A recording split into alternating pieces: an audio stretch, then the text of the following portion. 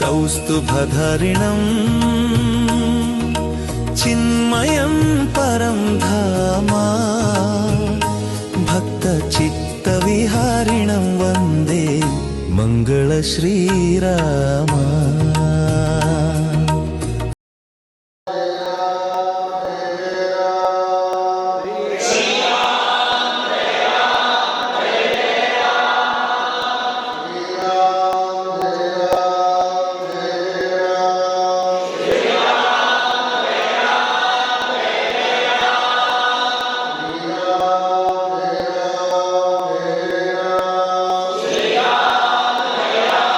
विकासि मन्दहासा स्फुरदिन्दीवरलोचनाभिरामाम्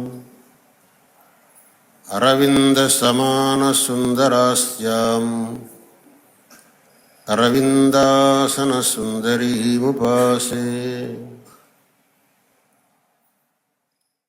నిజానికి ఆయన రాక్షస సంహారం కోసం అవతారం స్వీకరిస్తాడా, తనని నమ్ముకున్నటువంటి భాగవతులను రక్షించి వారు కోరుకున్న ఒక రూపాన్ని ఆవిష్కరించడానికి అవతారం స్వీకరిస్తాడా అన్న ప్రశ్న వస్తే, భాగవతుల్ని కాపాడడం, వాళ్ళ యొక్క మనోభీష్టాన్ని తీర్చడం, అంతటా పరివ్యాప్తమైన పరబ్రహ్మము ఏ రూపంతో చూడాలని భాగవతులు కోరుకుంటున్నారో ఆ రూపాన్ని పొందడం తన కర్తవ్యంగా స్వీకరిస్తాడు. అందుకే పరిత్రాణాయ సాధూనాం అన్నమాట ముందు చెప్పాడు.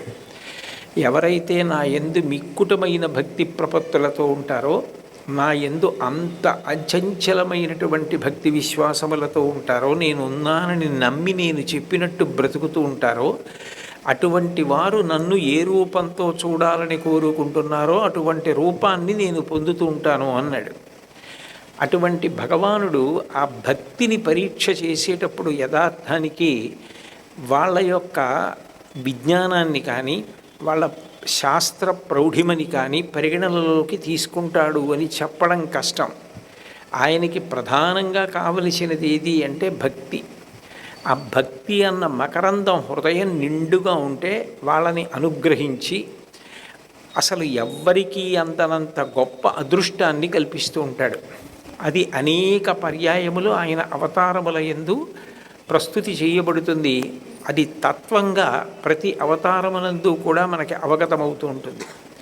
అటువంటి భగవంతుని యొక్క అవతార వైభవాన్ని ప్రస్తుతి చెయ్యాలి అంటే అది ఒక్క మహాపురుషులైనటువంటి శంకరాచార్యుల వారికి చెల్లుతుంది. శంకరాచార్యుల వారి పాదోదకాన్ని స్వీకరించి వారి శిష్యులై ప్రవర్తించేటటువంటి మహానుభావులు అయినటువంటి వారికి చెల్లుతుంది. అటువంటి భక్తి సంపన్నులైన వారికి చెల్లుతుంది. అందుకే జగన్నాథస్వామి వారి యొక్క అవతార వైభవం గురించి శంకరాచార్యుల వారు ఒక అష్టకాన్ని చేశారు. అతడు ఎవరో కాదు, సాక్షాత్తు శ్రీకృష్ణ భగవానుడే. శంకరాచార్యుల వారు ఎవరో కాదు, సాక్షాత్ పరమశివుడే. శంభోర్మూర్తిశ్చరతి భువనే శంకరాచార్య రూప అంటారు. శంభుమూర్తి అయినటువంటి పరమశివుడే ఈ భూమి మీద శంకరాచార్యుల వారిగా అవతరించి ప్రవర్తించి చూపించాడు. అటువంటి శివస్వరూపమైనటువంటి శంకరాచార్యుల వారు సాక్షాత్ కృష్ణస్వరూపమైనటువంటి జగన్నాథస్వామి వారి అష్టకాన్ని చేశారు. ఇందులో శివకేశవుల మధ్య ఏ భేదాన్ని ప్రదర్శించలేదు.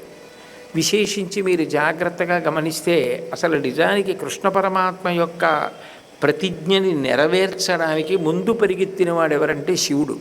ఎందుకనంటే శివుడు విష్ణువు అని రెండు ఉండవు కాబట్టి. భగవద్గీతలో భగవానుని యొక్క ప్రతిజ్ఞ ఏమిటి? యదా యదా హి ధర్మస్య గ్లానిర్భవతి భారత అభ్యుత్థానమధర్మస్య తదాత్మానం సృజామ్యహం అని. ఎప్పుడెప్పుడు అధర్మం పెచ్చుబీరిపోతుందో అప్పుడప్పుడు అధర్మాన్ని త్రుంచడానికి, ధర్మాన్ని నిలబెట్టడానికి నేను అవతారాన్ని స్వీకరిస్తానని చెప్పాడు. కలియుగంలో కలిపురుషుని యొక్క ఉద్ధతి చేత రాక్షసులు చేసేటటువంటి దమనకాండ ఎట్లా ఉంటుందో, పాపకృత్యములు ఎలా ఉంటాయో అటువంటి పాపకృత్యములు పెచ్చుమీరి జరుగుతున్నప్పుడు కలిపురుషుడు మనుష్యుల యొక్క మనస్సుల యందు స్థానం రూఢం చేసుకుని కూర్చుని వాళ్ళ భావాలని ప్రచోదనం చేసి పాపకార్యములు చేయిస్తున్నప్పుడు భగవంతుడు ఆయుధాలు పట్టుకుని వచ్చి సంహరించడం మొదలు పెడితే ఎన్ని కోట్ల మంది మనుష్యులను తెగటార్చాలి? అన్ని జీవులలోకి గొప్ప ప్రాణి ఎవరు అంటే మనుష్యుడు. అందుకే జంతువునాం నరజన్మ దుర్లభం అంటారు. అసలు జన్మలలో నరజన్మ లభించడం అంత కష్టం. ఎందుచేత అంటే నరజన్మ ద్వారానే మనిషి మోక్షమును పొందగలడు, పుణ్యకార్యములు చేసి దేవతా పదవులు పొందగలడు. నాకు శాస్త్రం అక్కర్లేదు, గురువు అక్కర్లేదు అని శ్రద్ధ విడిచిపెట్టి పాపకార్యములు ఆచరించి మళ్ళీ తిరియక్కుగా కొన్ని కోట్ల జన్మలు వెళ్ళిపోగలడు. 3 మార్గములలో వెళ్ళగలిగిన శక్తి ఉన్నవాడు మనుష్య ప్రాణి ఒక్కడే. అందుకే మనుష్య జన్మ లభించడం అంత కష్టం. అటువంటి మనుష్య జన్మ లభించిన తరువాత కలియుగంలో కలిపురుషుని యొక్క ప్రచోదనం చేత పాపకార్యములు ఆచరించడంలో ఉత్సాహం పొందేటటువంటి మనుష్యులందరినీ కూడా మీరు పాపం చేస్తున్నారని భగవంతుడు తెగటార్చడం మొదలుపెట్టాడు అనుకోండి, ఎవరు మిగులుతారు?